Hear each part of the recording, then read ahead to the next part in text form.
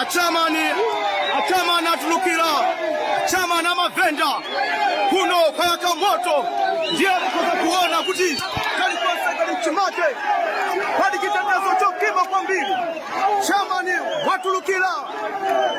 ateya kitetezo ni chokima kwa mbili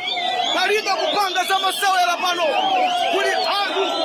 kuli mwana wa mundu amaindabambo ndiye timafuna kuti timve ateya ayakula kuna chini wandu mbele ya kusongana pano ndiye timununga chita inu ndikukapa mwepo kuti muambe kuti acheya ayakula chani pano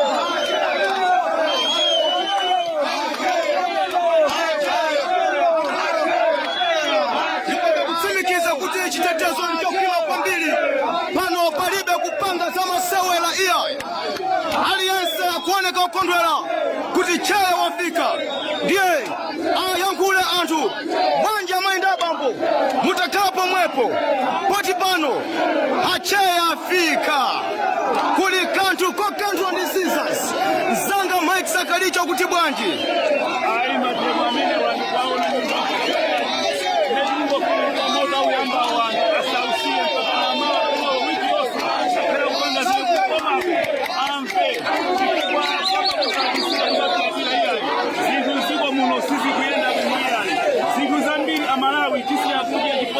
Nzanga Mike Sagaliche iwe ndi amene wakupanga business yokwitsa sapato tinakudziwa bwino manyamula makontena kumaza kwitsa sapato pata kalipano kuzosiyanitsa bwanji ndi nthawi ya mbuyo amene unkapanga ma business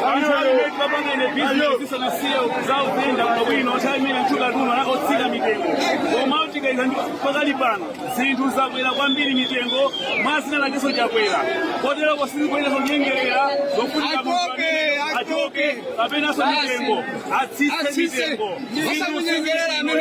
ndiye anthu ena amanena kuti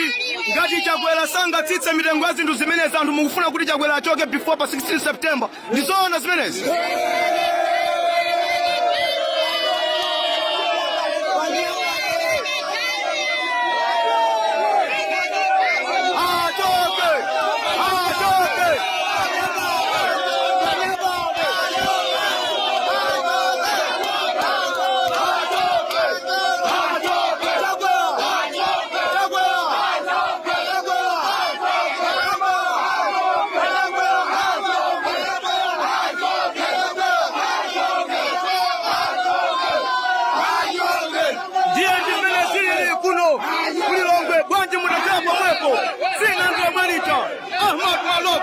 one cut, one stop.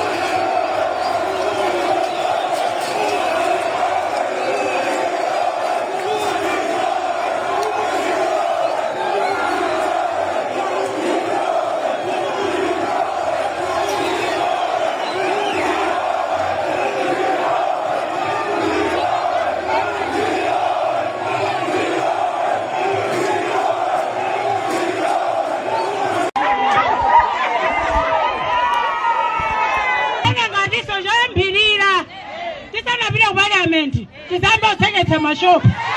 shopu inaleta zitakhala tegula inaleta zategula shopu kuku kana ku parliament ayamba tipite ku shopu tikachoka ku shopu wa ku parliament pamoja meneko kwa DC ndipo tikisiya mademo pokati naona kusintha.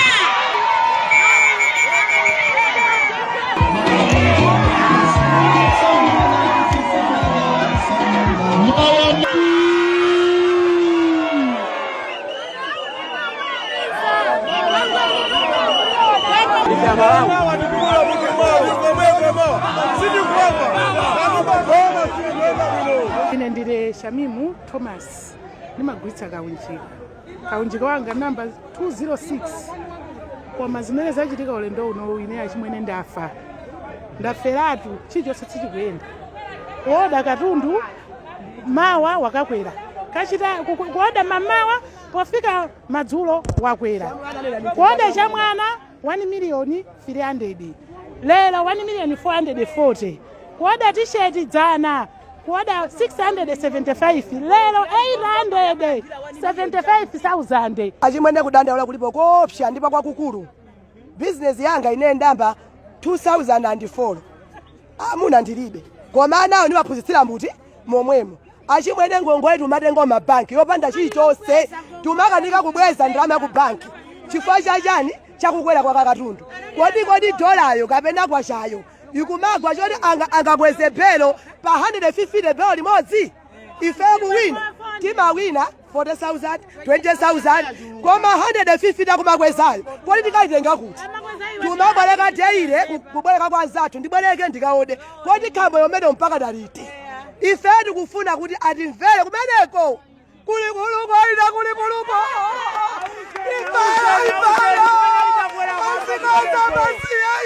tipita kuti kodi nizoka uhule sitingapanga uhule kulibe kama ifetu kulira ndi mwana ine pano pali ku polytechnic ndikukanika kuti ndimulipire school fees ndi ana ena ali ku secondary ndikukanika kuti ndalipire fees for zinthu zikukwera teire ndi apa mawa ife tifunitsitsa kuti aboma atimvera atithandize kuti mwina zinthu nkusintha atisisirako mitengo.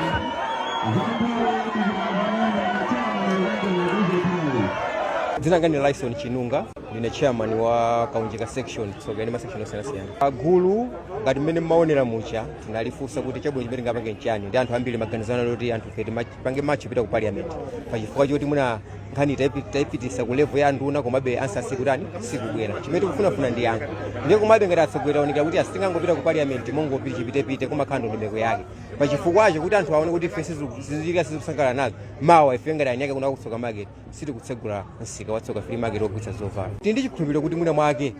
chifukwa chimene tikufunitsa ife ndi mkumano wa anthu onse okhudzidwa mu business imeneyi kuti tidzero ichitika chenicheni ndiye zochita patsogolozo zizioneka aziti comes koma ife tikukhulupirira kuti mmene tateromo ndi kuti mwina makanthu abwera nkuvumbuluka nkuti fotokoza bwinobwino ngati ali pa chilungamo pomvera chisoni m'Malawi.